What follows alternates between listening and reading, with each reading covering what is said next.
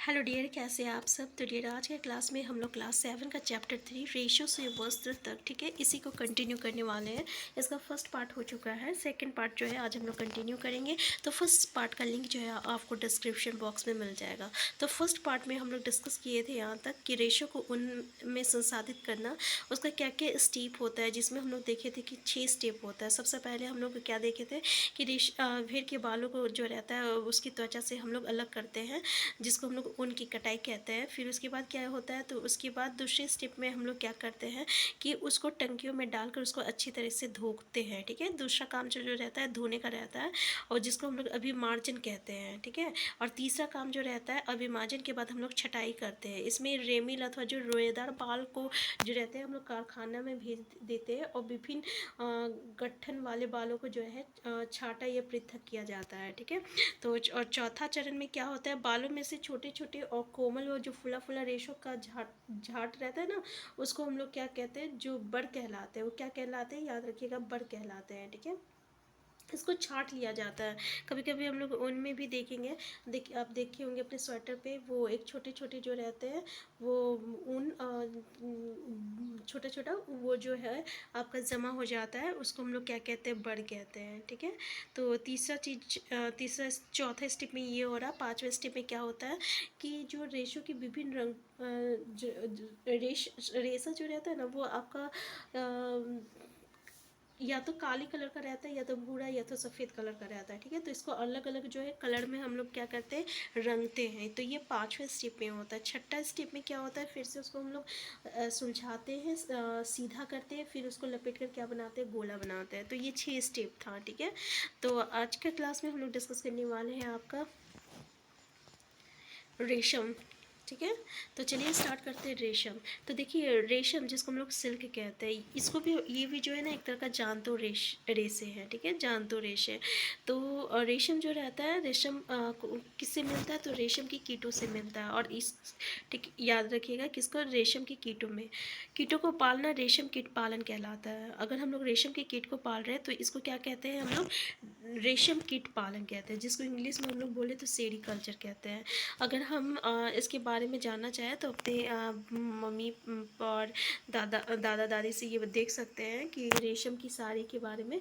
तो वो रेशम की साड़ी जो रहती है ना, इसी रेशम के कीट से बनाई जाती है। तो देखिए, रेशम कीट का जीवन चक्र, नेक्स्ट पॉइंट हम लोग का। तो मादा रेशम कीट जो रहते हैं ना, अंडा देती है, जिसको हम लोग क्या कहते हैं, लावा, जिससे लावा निकलते हैं, जो कैटरपिलर और इल्ली या रेशम कीट कहलाते हैं, ठीक है। ये कैटरपिलर, इल्ली या रेशम कीट, ये आकार में वृद्धि करते हैं, और जब कैटरपिलर अपने जीवन चक्र की अगली अवस्था में प्रवेश करने के लिए तैयार होता है, तो ये क्या कहलाता है, प्यूपा या कोशित कहलाता है। याद रखिएगा, प्यूपा या कोशित कहलाता है। तो देखिए, जो अपने गिद्ध एक जाल बुन लेता है, और ये जाल जो रहता है ना, उसे अपने स्थान में बने रहने में सहायता करता है। देखिए, अंग्रेजी में आर्ट जो रहता है ना, ठीक है, तो ठीक आर्ट की तरह ये अपने सर को एक सिरे से दूसरे सिरे तक जो रहता है ले जाता है, और सिर की इसी गति के समय जो रहता है, कैटरपिलर जो रहता है पतले ताल के रूप में ना एक प्रोटीन से बना एक पदार्थ को निकालता है, जो कठोर होता है, हो जाता है, मतलब सूख जाता है, सूख के वो क्या बनाता है, रेशम का रेशा बन जाता है। तो जल्दी कैटरपिलर जो रहता है स्वयं को पूरी तरह से क्या करता है, रेशम से ढक लेता है। फिर उसका जो डेवलपमेंट होता है उसी रेशम के अंदर होता है, ठीक है। तो रेशम की रेशों का उपयोग जो रहता है वो रेशम के वस्त्र बुनने के लिए किया जाता है। यहाँ देखिए, क्या आप कल्पना कर सकते हैं कि रेशम का मृद रेशा सूत्र स्टील के तार जितना मजबूत होता है। देखिए कितनी बड़ी बात की गई है, इसकी जो रेशा होती है ना, वो स्टील की जो तार होती है ना, उतना मजबूत होता है, ठीक है। तो याद रखिएगा। और किस आकार पे घुमाता है, तो याद रखिएगा 8 के आकार पर अपने सिर के ऊपर से, ठीक है। यहाँ पे एक दिया हुआ है, जैसे कि भारत में रेशम उत्पादन से संबंध विभिन्न प्रकार के उद्योगों में महिला का जो है ना भूमिका बहुत ही महत्वपूर्ण है। रेशम कीट की पालन जो है आपका कोकूनों में से रेशम को निकालने और कच्चे रेशम से वस्त्र निर्माण आदि कार्य अधिकांश जो रहता है महिला ही जो है करती है। अपने उद्यम द्वारा वह राष्ट्र की अर्थव्यवस्था में योगदान देती है। रेशम उत्पादन में चीन जो है विश्व में पहला स्थान रखता है। भारत भी प्रमुख रेशम उत्पादक देशों में गिना जाता है। तो याद रखिएगा, इस पहला जो है ये कौन है रेशम उत्पादन में, तो चीन है, ठीक है। तो यहाँ तक हम लोग डिस्कस किए। नेक्स्ट देखिए ये पॉइंट कि रेशम का धागा जो रहता है रेशम कीट की कोकून से प्राप्त रेशों से तैयार किया जाता है। और रेशम कीट जो रहता है अनेक किस्म के होते हैं जो एक दूसरे से काफ़ी अलग दिखाई देते हैं, ठीक है। तो इसमें भी वैरायटी होती है जो कि एक दूसरे से अलग अलग होते हैं।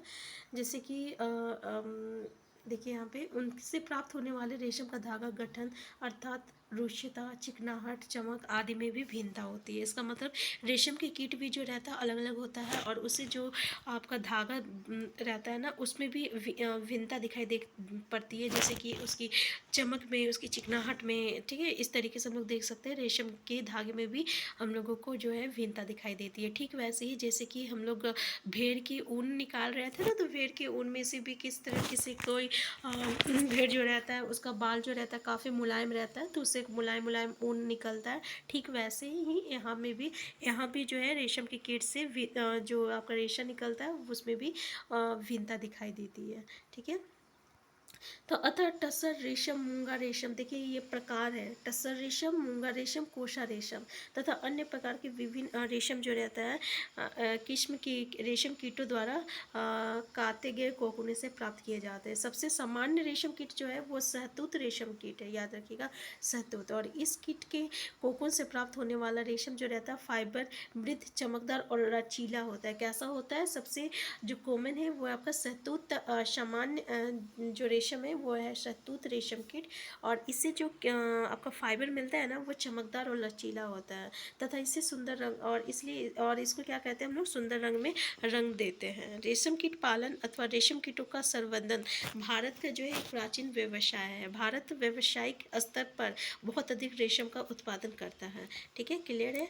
यहाँ पे देखिए एक एक्टिविटी दिया गया है जिसमें क्या बताया गया है कि विभिन्न प्रकार के रेशम वस्त्रों के टुकड़े अगर हम लोग एकत्र करते हैं, ठीक है, और फिर आपको ये दर्जी की दुकानों में वैध कतरनों के ढेरी में मिल सकते हैं। जिस रेशम का कपड़ा कहाँ मिलेगा? तो दर्जी का दुकान से हम लोगों को मिल जाएगा। जैसे कि सहतूत रेशम, टसर रेशम और एरी रेशम, मूंगा रेशम आदि, ठीक है। रेशम के इन टुकड़ों के गठन तथा बनावट की तुलना कृत्रिम रेशों के टुकड़ों से कीजिए जो संश्लेषित रेशों से निर्मित होते हैं। उन रेशम के कीटों के चित्र एकित करने का प्रयास कीजिए जिनके कैटरपिलर विभिन्न प्रकार के रेशम प्रदान करते हैं, ठीक है। यानी अलग अलग जो आपका रेशम देता है उसके कैटरपिलर को जो है उसका चित्र को हम लोगों को एकत्र करना है। नेक्स्ट एक्टिविटी में क्या बोल रहा है, किसी कृत्रिम रेशम और शुद्ध रेशम का एक एक धागा लीजिए।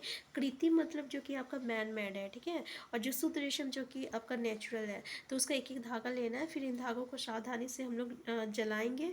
फिर जलाते समय उसमें जो गंध है ना उसको हम लोग महसूस करेंगे, ठीक है। अब सावधानी से ऊन की एक धागे को जलाएंगे और इसके जलने का गंध कृत्रिम रेशम के जलने जैसी ही अथवा शुद्ध रेशम जैसी। तो क्या आप बता सकते हैं ऐसा क्यों है? तो ये जानने के लिए रेशम कीट के जीवन चक्र में कोकून अवस्था अब आती है, ठीक है।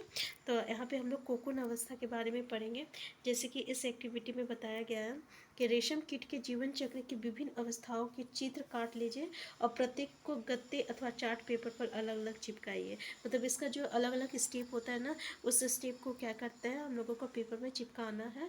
अब इन चित्रों को आपस में मिला लीजिए और अब चित्रों को जीवन चक्र की अवस्थाओं के सही क्रम में लगाने का प्रयास कीजिए।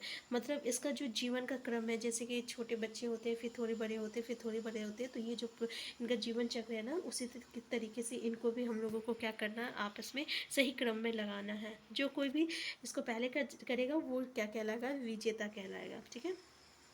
तो इसमें कुछ खास इंपॉर्टेंट नहीं है। तो देखिए यहाँ पे कोकून की रेशम तक, ठीक है, रेशम प्राप्त करने के लिए रेशम जो है ना वो कीटों को पाला जाता है, रेशम कीटों को पाला जाता है और उनके कोकूनों को एकत्र करके रेशम के फाइबर प्राप्त किए जाते हैं। और उसके कोकून से क्या प्राप्त किया जाता है? तो रेशम का फाइबर।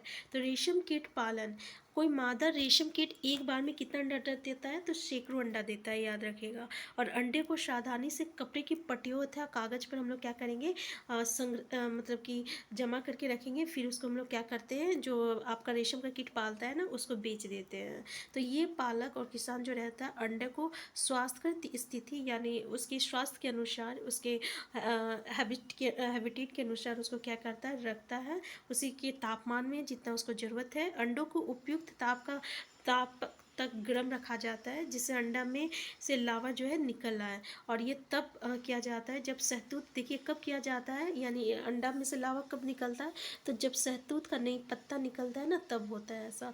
लावा जो कैटरपिलर अथवा रेशम कीट कहलाता है, दिन रात खाते रहता है। और क्या होता है, एक मतलब अच्छा बड़ा साइज तक बन जाता है, यानी दिन रात जो है ये खाता रहता है और अच्छा साइज तक पहुंच जाता है, यानी बहुत बड़ा हो जाता है।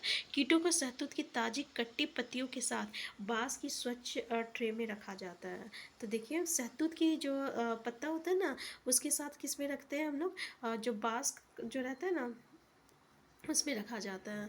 तो 25 से 30 दिनों के बाद क्या होता है, देखिए 25 से 30 दिनों के बाद कैटरपिलर जो रहता है खाना बंद कर देता है, और कोकून बनाने के लिए वो बाँस के बनने छोटे छोटे कच्छों में चले जाते हैं, ठीक है। और इसलिए ट्रे में क्या होता है, छोटी रेक या टहनियाँ रख दी जाती है, जिससे कोकून जो है जुड़ जाते हैं और कैटरपिलर अथवा रेशम कीट कोकून बनाते है, जिसके भीतर जो रहता है प्यूपा विकसित होता है। तो देखिए इसमें क्या बोल रहा है, यानी 25 से 20 दिन वो जितना खाना रहता है खाते रहता है खाते रहता है। उसके बाद क्या करता है ना, कि वो जो आपका ट्रे जो बाँस का बना हुआ था उसमें वो चला जाता है। फिर वहाँ छोटा छोटा कच बना हुआ रहता है, तो इसलिए ट्रे में छोटा रेक या टहनियाँ रख दी जाती है, और जिससे कोकून क्या करता है, जुड़ जाता है और रेशम का जो कीट होता है, धागा रहता है ना, उसको बनाने लगता है, जिसके भीतर क्या रहा होता है, प्यूपा विकसित होती है। किसके भीतर, तो उसी बाँस के अंदर। देखिए रेशम का संसाधन, रेशम फाइबर प्राप्त करने के लिए कोकूने की बड़ी ढेरी का उपयोग किया जाता है। कोकूनों को धूप में रखा जाता है, ठीक है, अथवा पानी में उबाला जाता है, या भाप में रखा जाता है। देखिए धूप में रखा जाएगा, फिर पानी में उबाला जाता है, फिर भाप में रखा जाता है। और इस प्रक्रम में क्या होता है, रेशम का जो फाइबर है ना, वो एक दूसरे से अलग हो जाता है। फिर रेशम के रूप में उपयोग करने के लिए कोकून में से रेशे जो है आपका निकाला जाता है, और इस प्रक्रिया को हम लोग रेशम की रीलिंग कहलाती है। और रीलिंग विशेष मशीनों में से की जाती है, जो कोकून में से फाइबर या रेशों को निकालती है, ठीक है। तो ये एक इस प्रक्रिया को, यानी जिस प्रोसेस से हम लोग रेशम निकाल रहे हैं, जिसमें हम लोग 3 प्रोसेस आता है। पहला, उसको हम लोग धूप में रखेंगे, फिर उसको पानी में उबालेंगे, फिर उसको भाप में रखते हैं, इससे वो अलग अलग जो फाइबर है वो अलग अलग हो जाता है। फिर क्या करते हैं हम लोग, इसको मशीन से जो है वो प्रक्रिया करती है, और इसको हम लोग रेशम की रीलिंग कहते हैं, ठीक है।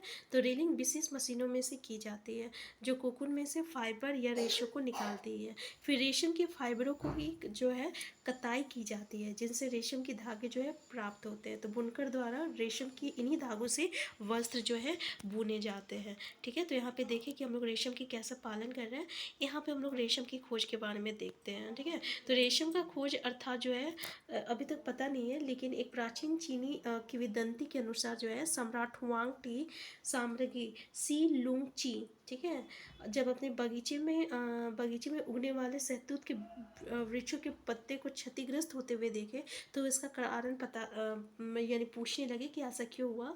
तो सामग्री ने पाया कि सफ़ेद क्रीमी शहतूत की पत्तियों को खा रहा है, ठीक है।